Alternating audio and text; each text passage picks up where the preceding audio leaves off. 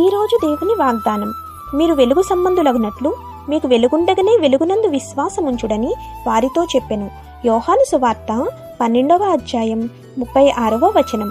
ప్రియమైన సహోదరి సహోదరులారా, ఇక్కడ వెలుగు అనగా యేసుక్రీస్తు.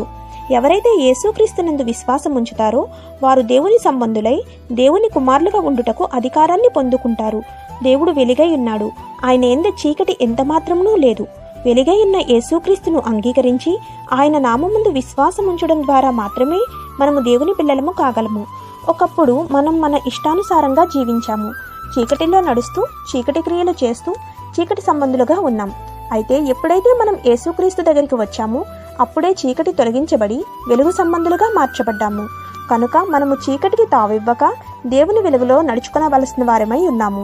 ఈరోజు వాగ్దానం మనందరి జీవితంలో నెరవేరాలని కోరుకుంటూ దేవుని సువార్తా పరిచర్యలో మీ సహోదరి. ఆమేన్. God bless you.